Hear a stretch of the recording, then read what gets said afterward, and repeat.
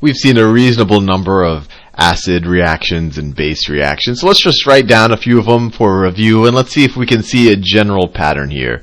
And a lot of this might not be any news to you. So if we have hydrogen fluoride, or if it's in an aqueous solution, it's hydrofluoric acid.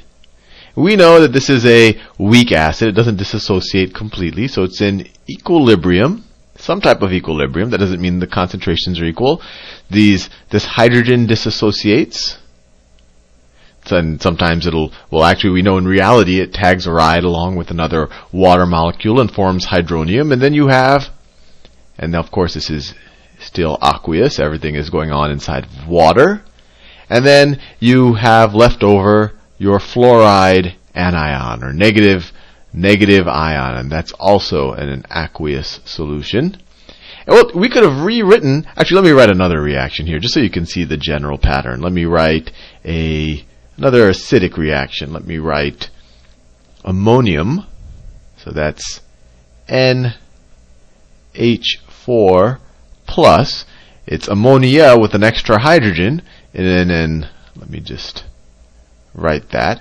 In an aqueous solution, that can disassociate to one of those hydrogens popping off in an aqueous solution. And then you have ammonia, NH3. That's also in an aqueous solution. Now, both of these describe an equilibrium reaction, but it kind of implies that we're dealing with weak acids, right? You take an acid and they're producing hydrogen, which is at least the Arrhenius definition of an acid. If you looked at the Bronsted-Lowry definition, where they're donating protons to the solution, they're creating hydronium, they're donating protons to the water around it, but it kind of describes it as an acid. But we know it's a weak acid, so this reaction goes in two directions. So we could write the same reaction essentially as a basic reaction. So we can, instead of saying hydrofluoric acid is our acid, we could say, hey, if I just have a fluoride anion, if I just have a negative fluoride here, I could say a negative fluoride, if I put that in, actually I keep making that same mistake. Fluoride, the fluorine does not have an L in it. I do that because chloride does, so let me erase this. So there's hydrogen fluoride is HF, so it's just an F there. Let me go to the periodic table. See, I always confuse fluorine with chlorine, right? Because F is just for fluorine. Well, you get the point.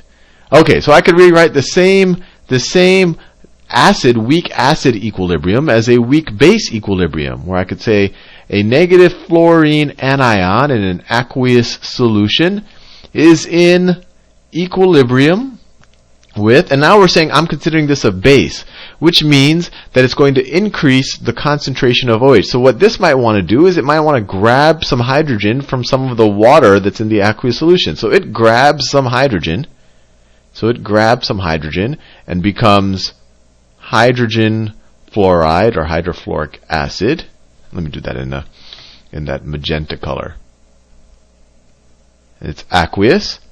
And where did it get this hydrogen from? Well, it got it from one of the surrounding water molecules, which was H2O. Since it gave away one of the hydrogens, now it's just OH minus. So the surrounding water molecule is OH minus aqueous. Now these might look different. That, this is donating a hydrogen to create to the surrounding medium, and then you're left with just the fluorine molecule, while this is essentially creating a hydroxide molecule out of the surrounding medium, so it looks basic. But if you think about it, these reactions are the same. I mean, you could have just gone in reverse direction. You could say, hey, this is going to react with some random hydronium molecule or some random freestanding proton out there, and then it could form hydrogen fluoride. But we know that hydronium isn't just sitting everywhere, that whenever you take the reverse reaction, whenever you're going in this direction, this doesn't have to grab this hydrogen from an H3O. It could grab it from an H2O, and then you would have this reaction. These are equivalent, and we could do the same thing. We could do the same thing here for ammonium and ammonia. We could write ammonia as a base. NH3 is in equilibrium as a weak base with, it can grab a hydrogen from its surrounding medium and become NH4 4 plus in an aqueous solution, and then it would have grabbed that hydrogen, probably from a water molecule, because that's what's around it. And so that water molecule will become an OH minus. And so now this looks, ammonia is a weak base. Ammonium is a weak acid, but these are equivalent reactions. Now, you're probably already seeing a relationship here. Ammonium is a weak acid. Ammonia is a weak base. And what's the difference between the two? Just an H, right? And hydrofluoric acid is a weak acid. Just a fluorine cation, a negative fluorine, is a weak base. And what's the difference between the two? They're just difference of a hydrogen. So let me write that down. So we have, let me write weak acid, and then you have your weak base. Weak base. So, your weak base, let me write our weak acids first. We had hydrofluoric acid. And then the weak base is when you essentially just dump the hydrogen. Just the hydrogen proton. You kept the electron, so that's why it's a negative charge right there. Right? Hydrogen without its one electron is just a proton because it has no neutrons. The other one was NH4 plus. You dump one of the hydrogens and you get NH3. So what's the difference going on? These are all minus a hydrogen. Or if you go this way, you're plus a hydrogen, right? So you have these kind of conjugates, and this is all been a long-winded way of introducing you to this idea that you have these conjugate pairs, like hydrofluoric acid or hydrogen fluoride and just the fluorine anion. So these are conjugate pairs. Conjugate pairs, which are essentially two molecules that are identical except for a difference in one hydrogen. No more than one hydrogen. One day there might be a test where someone shows you two molecules that are separated by two hydrogens. Those would not be conjugate pairs. For example, if I show you H2O and OH minus, these are conjugate pairs because this over here is exactly this minus a proton. And in fact, let me be clear that it's not just minus the hydrogen, minus the proton, right? One of them is keeping the electrons. So this is minus a hydrogen proton. This is plus a hydrogen proton. So the difference between these two are just a hydrogen proton.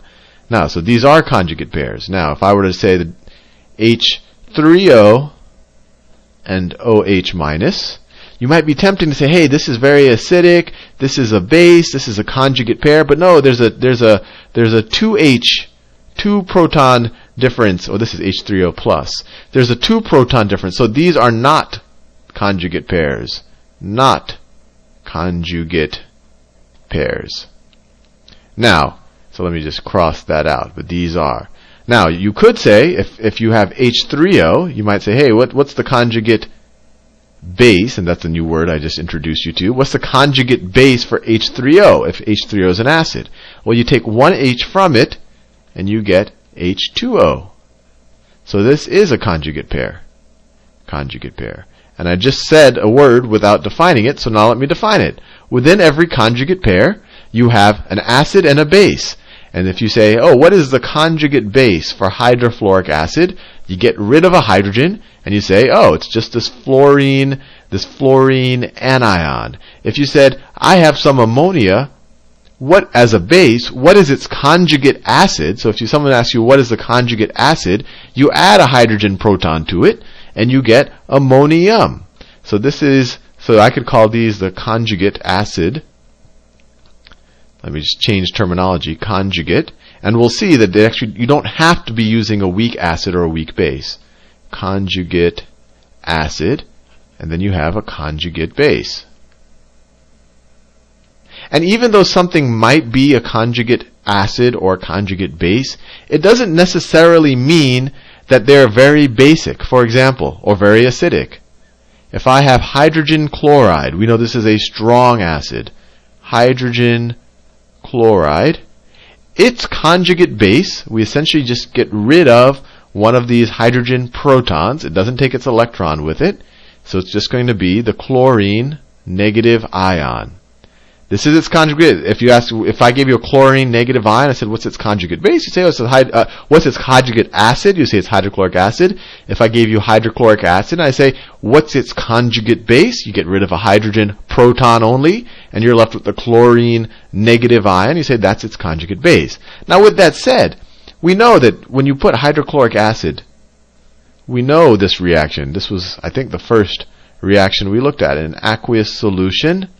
It disassociates completely to form hydrogen protons plus chlorine anions, everything, of course, in an aqueous solution.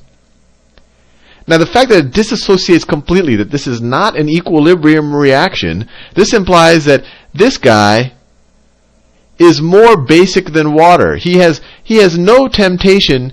Let me say that. He is less basic than water. He has no temptation to grab these hydrogen protons from the surrounding medium to reform hydrochloric acid. This reaction does not go in this direction. So even though this chlorine anion or negative ion of chlorine is a quote unquote conjugate base of HCl, that doesn't necessarily mean it's that basic. This is less basic than water. It wants the hydrogen protons less than, let's say, hydronium.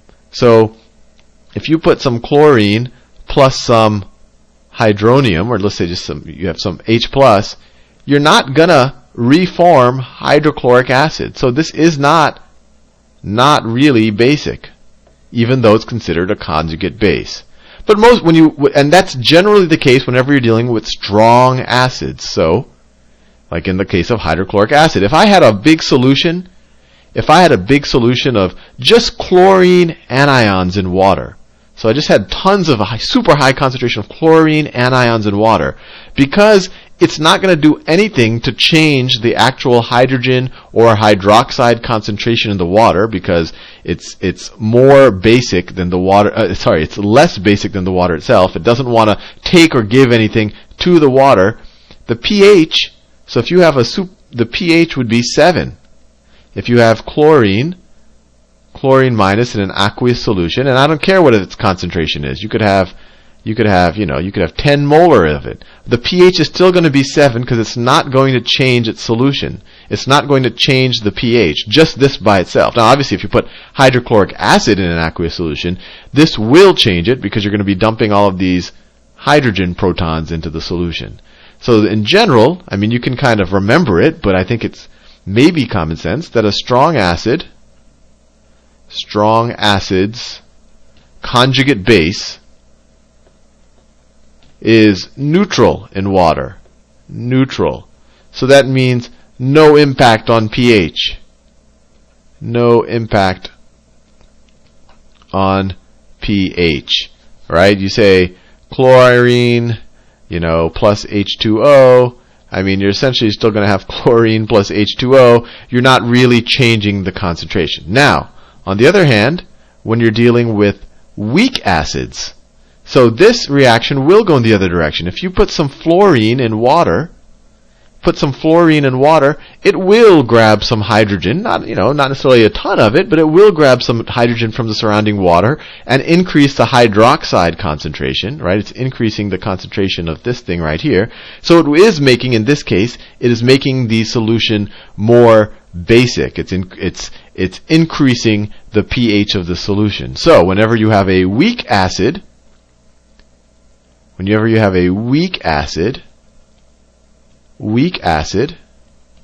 its conjugate base will be a weak base. And you could make this statement the other way around. If you have a let me switch colors, it's getting annoying. Conjugate base, a weak base, its conjugate acid is going to be a weak acid. So hopefully you get the idea here. It's actually not that fancy of an idea. It's just that if you have an acid, its conjugate base is just that acid minus a hydrogen. If you have a base, its conjugate acid is just that thing plus plus a hydrogen. Actually, let me just do a bunch of problems here just to really hit the point home of what we're talking about. So if we, let's just do a bunch of them. So if this is the acid and this is its conjugate base. So if I have, you don't even have to know the words. If I have that, the conjugate base, well, I'm just going to get rid of a hydrogen proton. So NO3 minus. I didn't get rid of the whole neutral hydrogen molecule. Remember, I just took a proton away. The electrons stay the same, so I have a negative charge. If we already did, let's say we did H2SO4. So, its conjugate base, get rid of a hydrogen. HSO4 minus. If I have hydrogen bromide, get rid of a hydrogen. It's Br minus. And this is a strong acid, right? So this is going to be a neutral base. If you put this in water, it's really not going to do anything, even though you are calling it hydrogen bromide's conjugate base. Now, if we go the other way, if we give you the base, if I give you OH minus, what's its conjugate acid? Well, you add water, you add a proton to it, you get H2O. If I have H2O, we already did that, you add a proton to it, you get H3O plus. If you have, we could just keep going. If I have, let's say I have that, if I add a hydrogen to it, I have H2, there you go. And it's neutral now because I added a proton. Anyway, hopefully I haven't beaten this horse to death and you understand what conjugate acid and bases are all about.